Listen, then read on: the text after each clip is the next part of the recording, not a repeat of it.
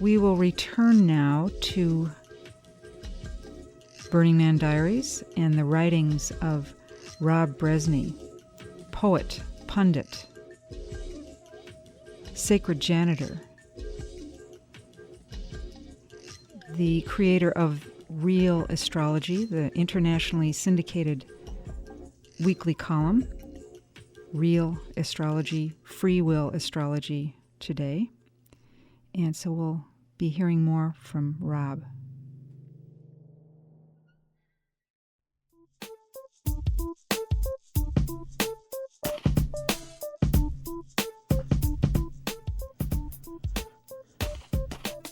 What are you doing to kill the apocalypse?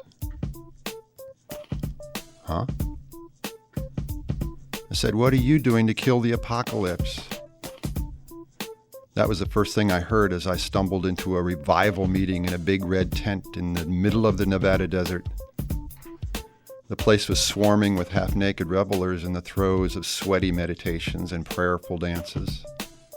It was late August, and I was at the Burning Man Festival, where for a week each year, 26,000 freaks camp out in the middle of nowhere to create a paradise in exile. There's no TV at Burning Man, no advertisements, no money. What are you doing to kill the apocalypse? I heard it again. The question came from the big red lips of a woman on a stage at the back of a big red tent. That woman looked like a crazed, impossibly gorgeous supermodel witch doctor in National Geographic meets Vogue magazine. Her tall Egyptian crown was surmounted by a vulture, and her bra was 2 shark masks connected with a rubber band. And she said, "I'll tell you what I'm doing to kill the apocalypse. I'm living proof that evil is boring and joy is fascinating. Cynicism is a sign of stupidity, and ferocious optimism is the mark of a genius. Anyone can gaze into the abyss of despair, but I gaze into the abyss of happiness. So what are the rest of you doing to kill the apocalypse?" A woman in green silk pajamas stood up to testify. She said, "I have declared a truce in the war raging inside of me. I have stamped out the only hatred that I have the power to stamp out, my own." The supermodel witch doctor up on stage did a jig, and she said, "Yes. You can't kill the apocalypse out in the world until you kill the apocalypse in your own heart." Anyone else like to testify? What are you all doing to overthrow the end of the world? A naked man covered head to toe in mud called out, "I'm learning the difference between stupid suffering and wise suffering. Between the suffering that I just repeat over and over and over again and the suffering that actually helps me change into who I want to become." Soon the supermodel witch doctor no longer had to prompt the crowd. Everybody was shouting out their testimony. One woman said, "I'm teaching 8-year-old kids how to work with their dreams." Somebody else said, "I'm working to prevent the extinction of all the world's chimpanzees." Some man said, "I give anonymous gifts that no one can ever thank me for." Some poet-like person said, "I sing in the acid rain, and I feel global warming in my pants." And another woman said, "I created a bumper sticker that reads, 'The penis is just a clitoris suffering from delusions of grandeur.'"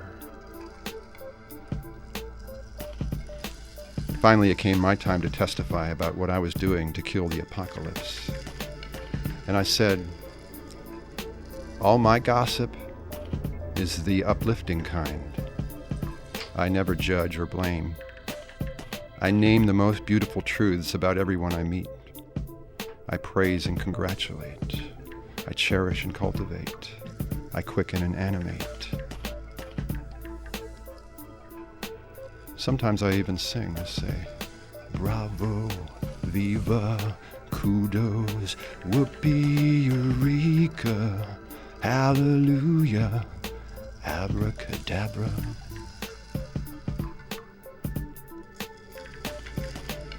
That doesn't mean I repress all awareness of darkness and difficulty, but there's enough of that stuff in the rest of the world. I'll leave the dissing and snarling to the experts. My magic comes from doling out praise and thanks. That's what I'm doing to kill the apocalypse. I like to sing. Bravo, viva, kudos, whoopee, eureka, hallelujah, abracadabra. Bravo, whoopee, viva, kudos, eureka, hallelujah, abracadabra. Would you sing it with me now, wherever you are? Bravo, viva, kudos, whoopee, eureka, hallelujah, abracadabra. If you say it enough, it'll just kind of go on by itself in the background and slowly change your body chemistry until you're a creature of praise and thanks instead of begging and whining, as I once was. Bravo, viva, kudos, whoopee, eureka, hallelujah, abracadabra. Bravo, viva, kudos, whoopee, eureka, hallelujah, abracadabra.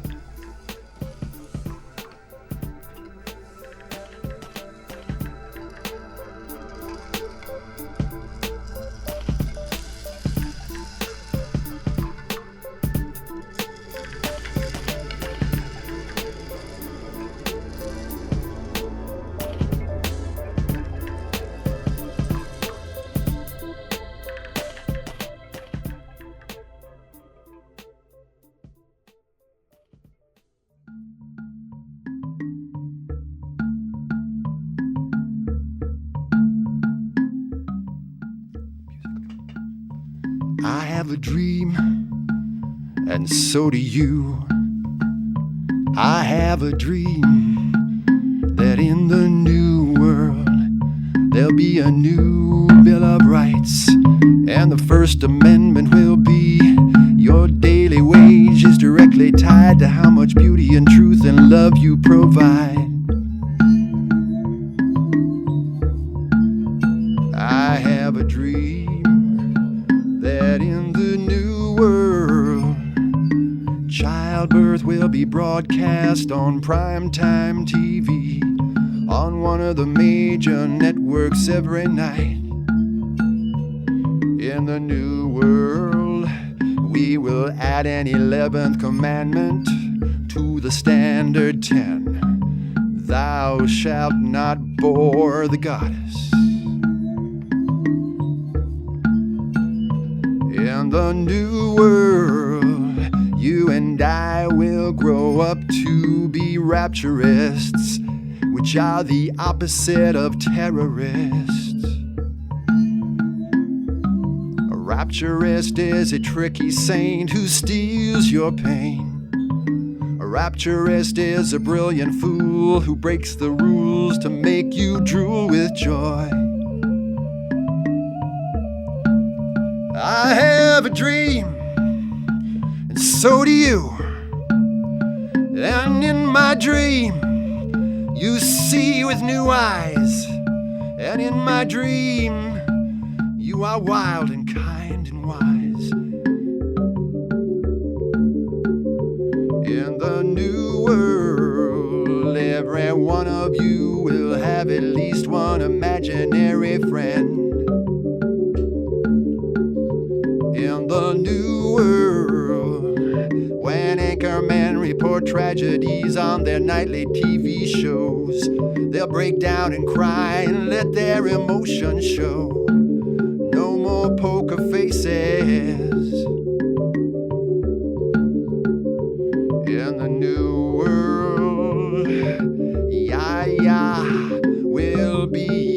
yeah. Yeah, will not be, yeah. In the new world, there'll be a genuine democracy where people vote for ecstasy. April Fool will come every day, and we'll all learn to sing in the acid rain. In the new world, there'll be legal highs, not legal lows. Everybody gets a crazy horoscope. Compassion will be an aphrodisiac, and I'll be a pyrocleptomaniac with a compulsion to steal fire. I have a dream, and so do you. And in my dream, you kick your own butt, you wash your own brain, you unbreak your own heart, you heal your own pain, you sing your own songs, you right your own wrongs, you save your own life, you are your own wife. In the new world, I have a dream that Oprah Winfrey will buy up all the Pizza Huts and convert them into a global network of menstrual huts, where for a few days each month, every one of us, men and women alike, can resign from the crazy-making 9 to 5. We'll drop out and slow down. We'll break trance and dive down into eternal time, where we can sleep 9 hours a night and practice lucid dreaming and sing majestic, surrealistic, gymnastic love songs from the future while we soak forever in steamy herb baths, feasting on megadoses of chocolate as we converse with the little voices in our heads, wear wildflower crowns and magic underwear made out of eagle feathers and spider webs, dream up bigger, better, more original sins and wilder, wetter, more interesting problems, and pray while we're making love, and make love while we pray. I have a dream, and so do you. I have a dream that in the new world there will be sacred shopping malls where you can buy primeval waterfalls, medicinal TVs, and ecologically friendly SUVs, pagan prayers in the public schools, and 100 billion golden rules. And get this, there'll be shamanic donuts that open your third eyes. I'm the president now, and so are you. I am the supreme commander of the United Snakes of the Blooming Ha-Ha, and so are you. And what we proclaim is that in the new world, we will love our neighbors as ourselves, even if our neighbors are jerks. We will never divide the world into us against them. We will search for the divine spark even in the people we most despise. And we will never, never, never dehumanize anyone, even those who dehumanize us. I have a dream, and so do you. And in my dream, you kick your own butt. You wash your own brain, you unbreak your own heart, you heal your own pain, you right your own wrongs, you sing your own songs, you save your own life, you are your own wife.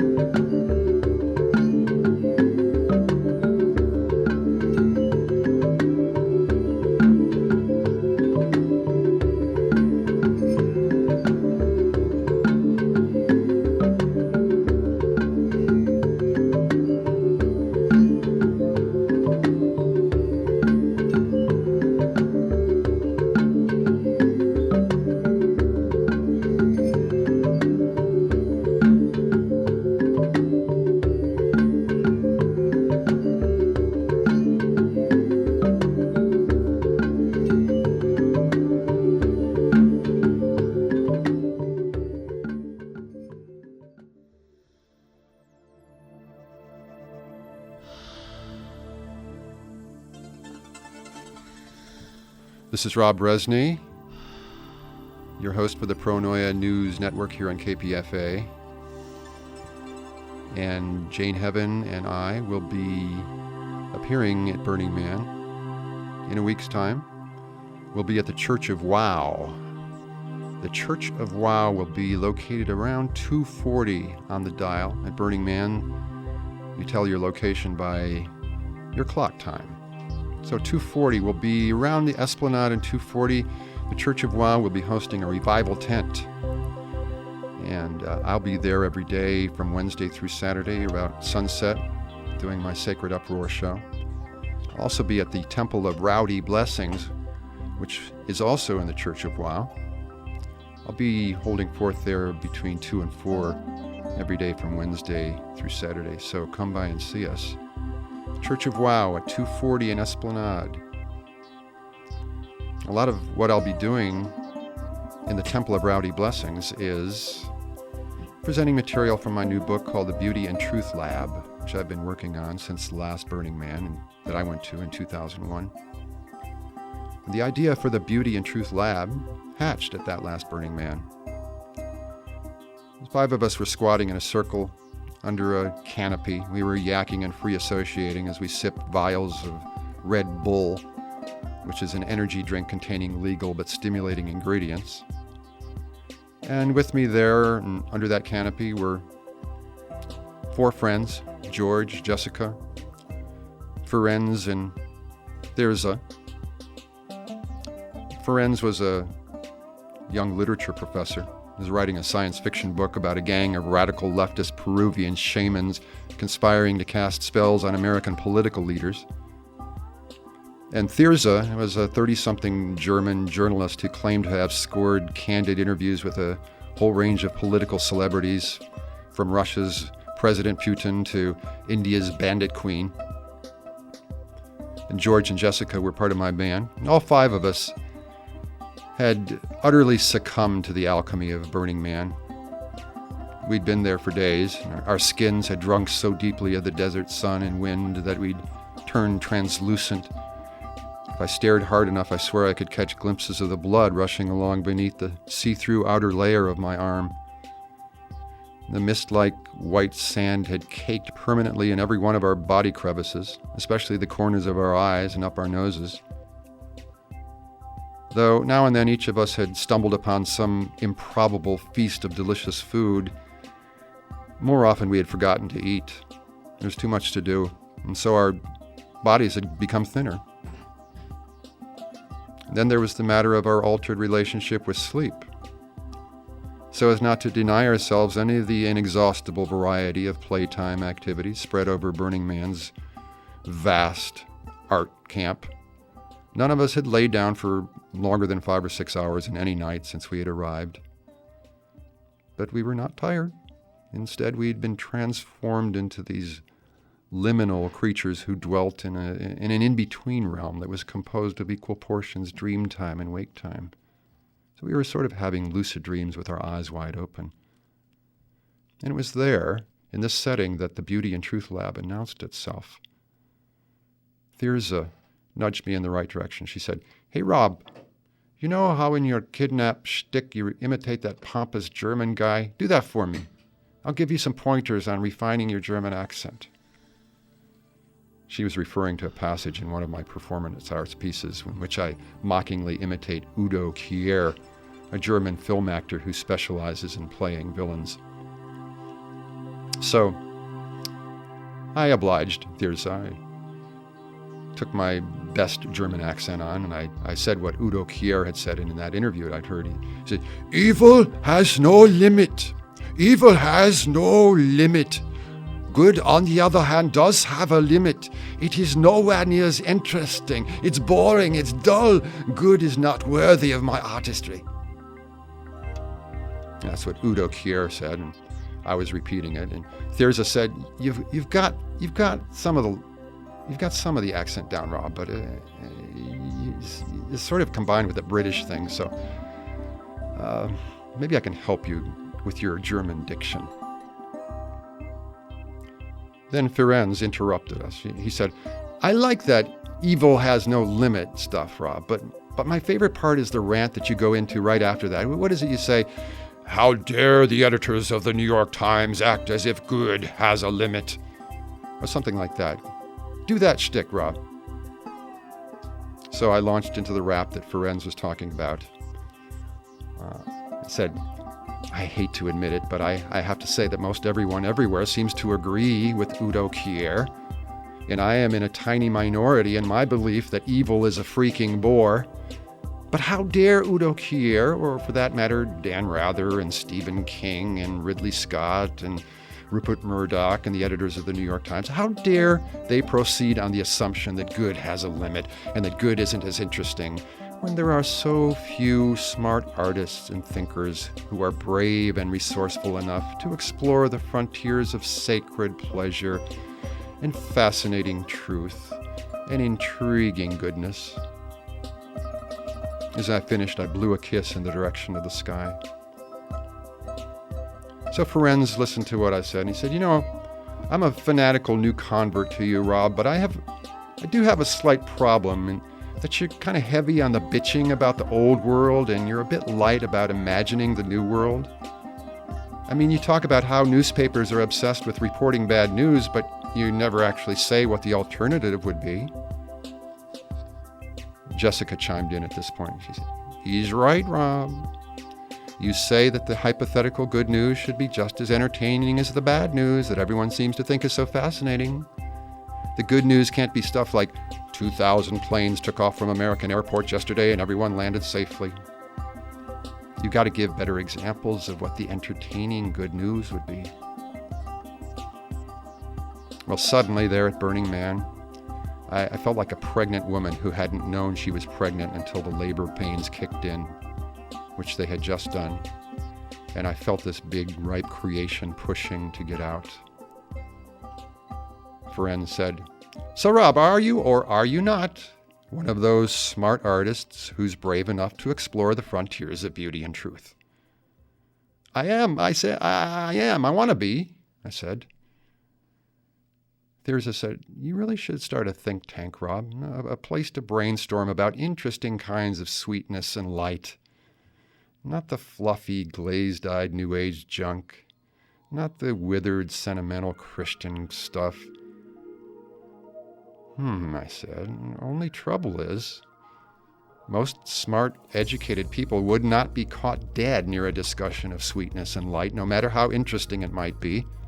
Me and you guys might be the only fools I can round up for this think tank you're talking about. George kicked in at that moment. He said, hardcore sweetness and light, hardcore sweetness and light, razor-edged harmony, kick butt, joy and peace.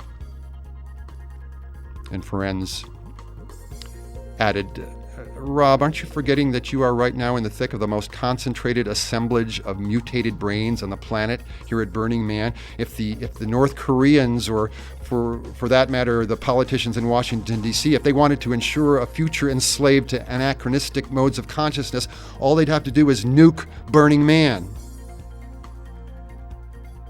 I said, well, unfortunately, I don't think there's enough time to get a decent recruitment drive going for our think tank. Everyone's leaving today and tomorrow. They're all going back to Babylon. Jessica said, I worked as a corporate headhunter for 4 months once. I'm ready to get you started as your recruitment chief. Thirza said, I'm on the team. Ferenz said, me too. It was then that the new creation actually popped out, and I gave birth. I looked at my watch. It was 6:15, August 30th, 2001. I wondered what the horoscope of my new creation would be. Its name was immediately clear, the Beauty and Truth Lab.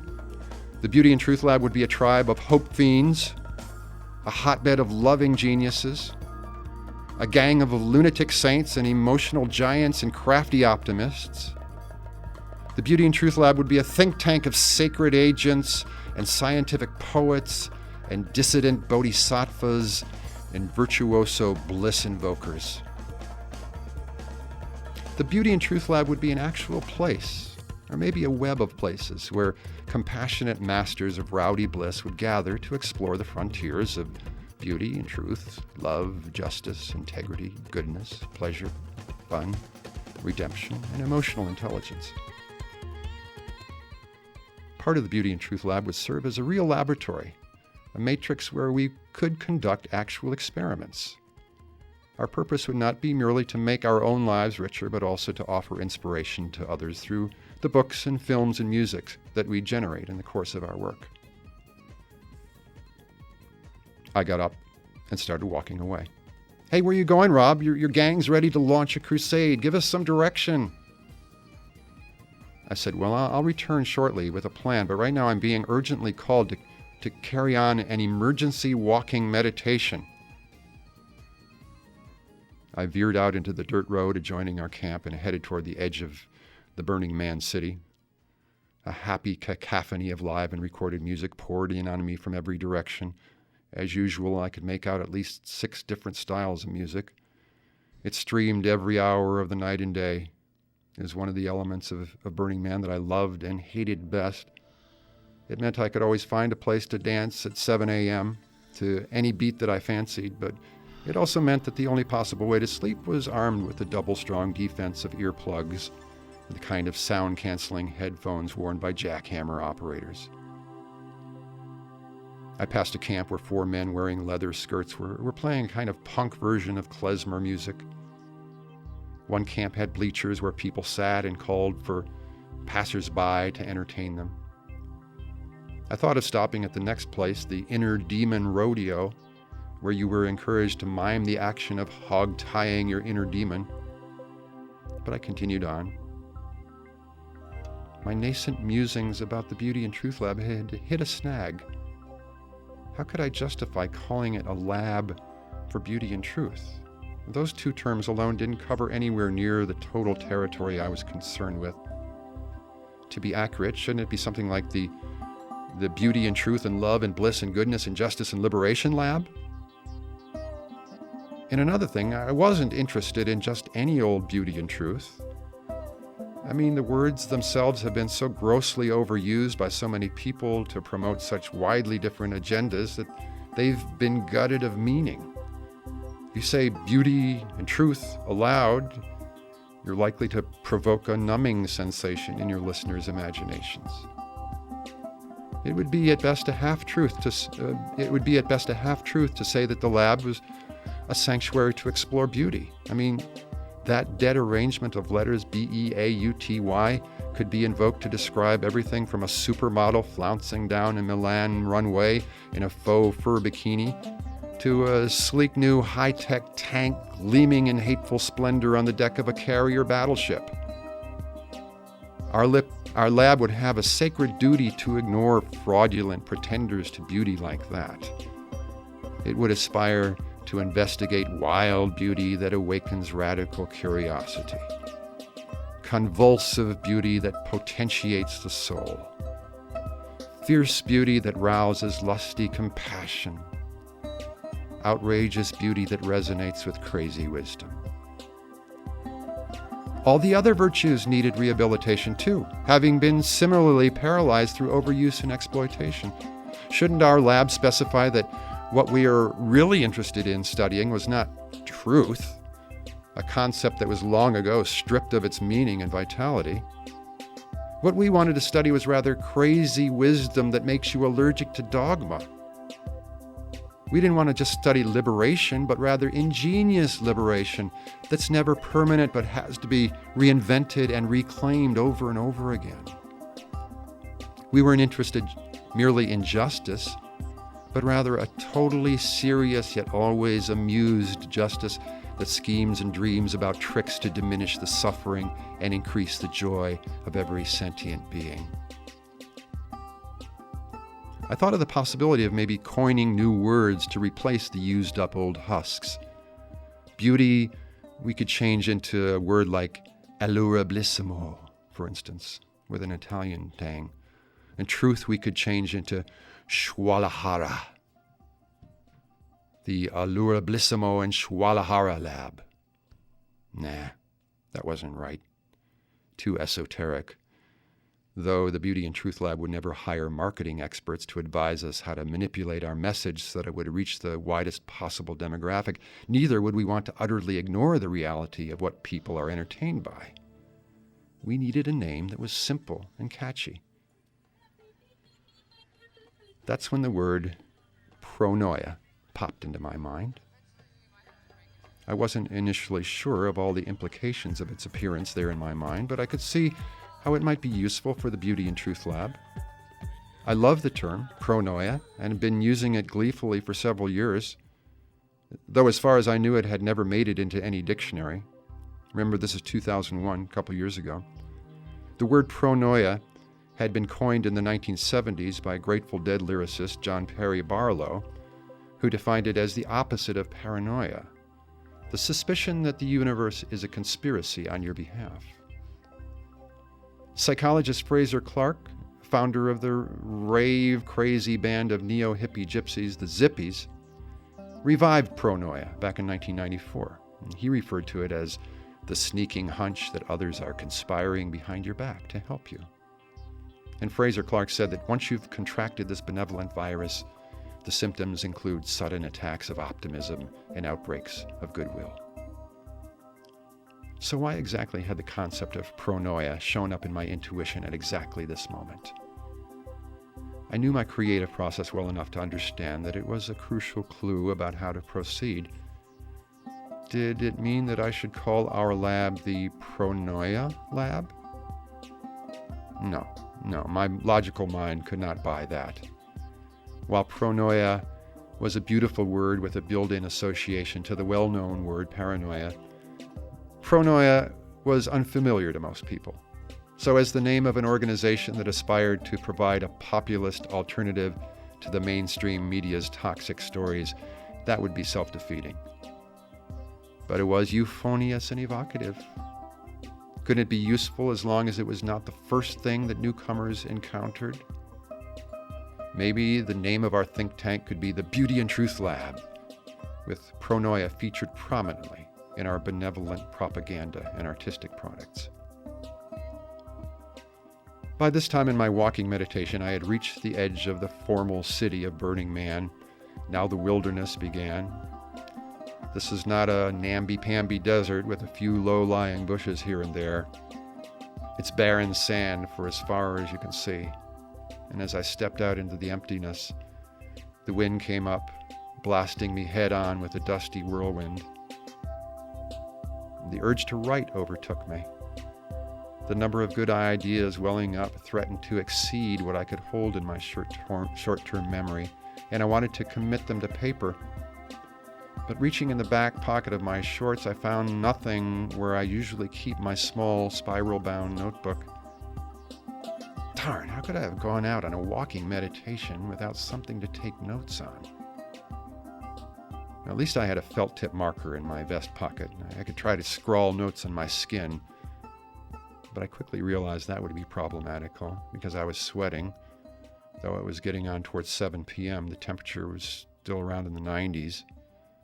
I tried to write pronoia on my left forearm, but the ink couldn't penetrate the moisture. Then I spied a possible solution. In the distance, lying on the sand, was an open box of baby wipes. The moist towelettes most commonly employed to clean the butts of infants who've pooped in their diapers. Out here in the middle of the desert, where there is no running water and you have to import every drop of water you use, many of the citizens of Burning Man regarded the baby wipes as indispensable aids to maintaining their personal hygiene. It was unusual to see a box of baby wipes reduced to litter, though, because leave no trace is a central tenet of the Burning Man commitment to ecological impeccability. And most burners live up to that, leave no trace. I ran to the potential treasure. It was the Quilted Northern brand, antibacterial and scented. Not my personal favorite. But I wasn't in a position to be picky. And other than that, I was in luck, as I'd hoped the open box meant that all the wipes had lost their moisture and they would be easy to write on. So I jotted down notes as I continued to walk. And I wrote, wait a minute, is pronoia a big enough concept for the Beauty and Truth Lab? Is it poetic enough? I was having doubts about pronoia. I mused on how neither John Perry Barlow nor Fraser Clark had ever developed the notion beyond their brief 1- and 2-line definitions. They'd given us very little to go on. They said pronoia was the suspicion that the universe is a conspiracy on your behalf, said the sneaking hunch that others are conspiring behind your back to help you. Very nice, but not exactly a well-developed philosophy. I'd made periodic searches of the web back home, and I'd come across only 2 other references to pronoia over the years, both consisting of a single sentence. Philosopher Terence McKenna had once said, "I believe reality is a marvelous joke, staged for my edification and amusement, and that everybody is working very hard to make me happy." Philosopher Robert Anton Wilson also offered advice about the proper way to rehearse a devotion to pronoia. He said, "You should view the world as a conspiracy run by a very close-knit group of nearly omnipotent people, and you should think of those people as yourself and your friends." So there in the middle of the desert, on the outskirts of the Burning Man city, I ruminated on how unripe the concept of pronoia was. It still remained completely undeveloped, and I was dumbfounded. I'd thought about the paucity of discussion about pronoia before, but for the first time I wondered if there was some collective blind spot that had prevented it from flourishing. In a comically ironic burst of paranoia, I even for a moment entertained the possibility there was a secret conspiracy to prevent pronoia from catching fire in the collective imagination. How else to explain why it had not spread with contagious glee, at least through bohemian and underground culture? Pronoia wasn't just another generic version of the positive thinking movement. It didn't have the cult-like associations of teachings like the Course in Miracles. Pronoia was snappy and seductive, a feel-good yet saucy meme just begging to be turned into a pop philosophy for hipsters. The New Age movement alone should have seized upon it long ago. How many wannabe gurus might have made their fortune selling self-help books like Embracing Pronoia, 50 Ways to Live as if the whole world is conspiring to help you. Even I myself had displayed a curious passivity in relation to pronoia. When I first happened upon it in 1994, I recognized that it echoed the spiritual teachings of Hermeticism, which I'd been studying for 2 decades. Hermeticism, taught in the mystery schools of the West for over 2 millennia, is a synthesis of Kabbalah, astrology, alchemy, tarot, and magic. And one of the core principles of Hermeticism is that despite superficial appearances to the contrary, all of creation is on our side. The very structure of reality ensures our eventual liberation from suffering.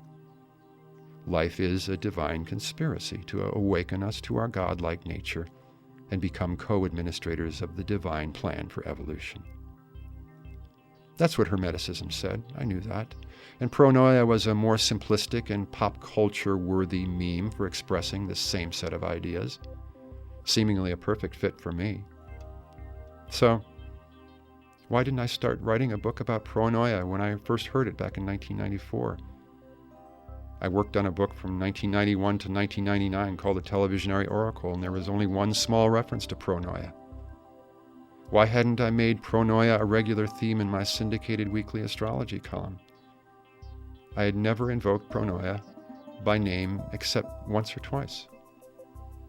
So if there was a cultural blind spot that was preventing pronoia from flourishing, I had suffered from it as much as anybody. So by now my walking and writing meditation had taken me far from the babble of music flooding from Burning Man's hundreds of generators. I was surrounded by pure desert. Memories of the glorious past few days here in this giant sacred party, accompanied by the emotions they roused, all these memories rushed into my awareness. I sat there for a while and just felt how it felt to be at Burning Man, like I was finally at home on the planet,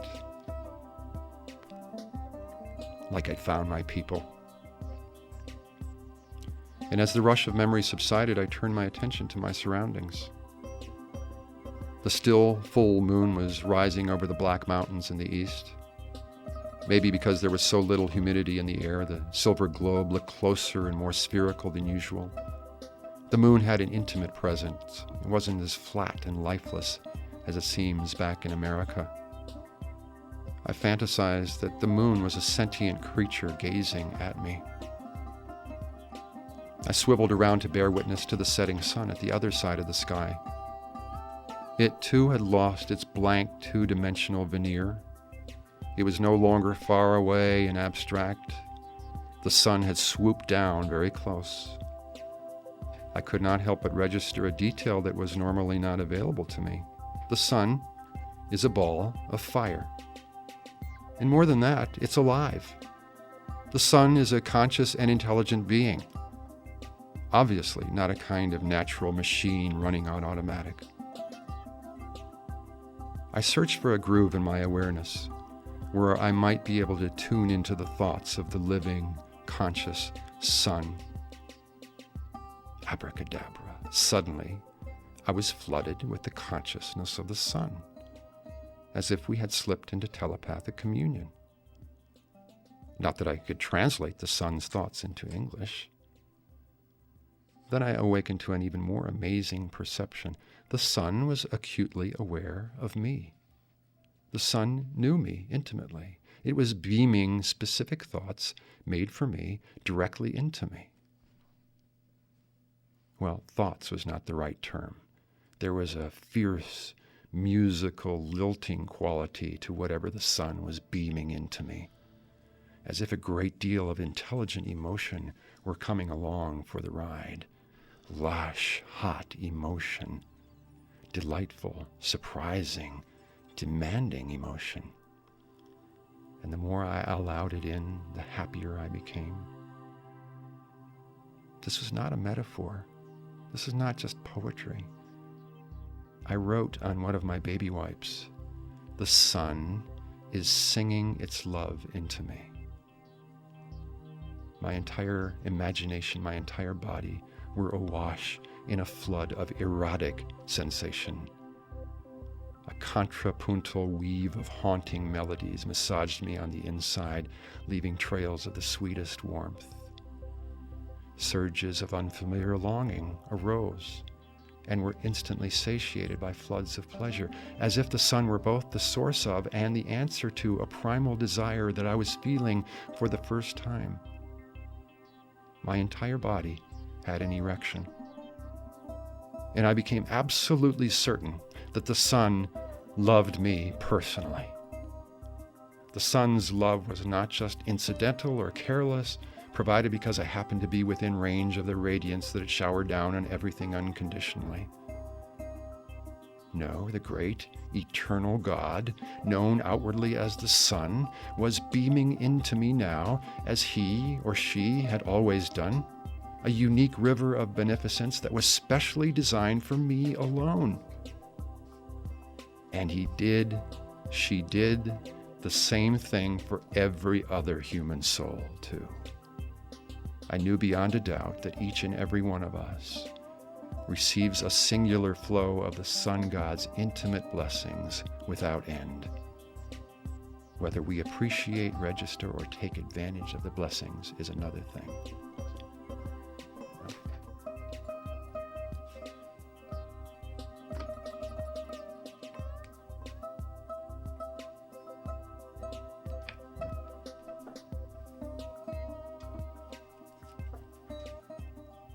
Rob Brezsny, thank you so much for bringing your beautiful writing.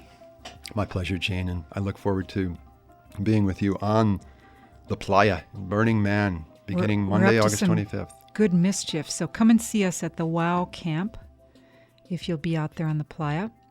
If you're curious further about Burning Man, check out the website, burningman.com. My schedule at Burning Man will be on my website, which is www.beautyandtruth.com. Well, thank you for taking us on such a beautiful journey. Thanks for having me, Jane.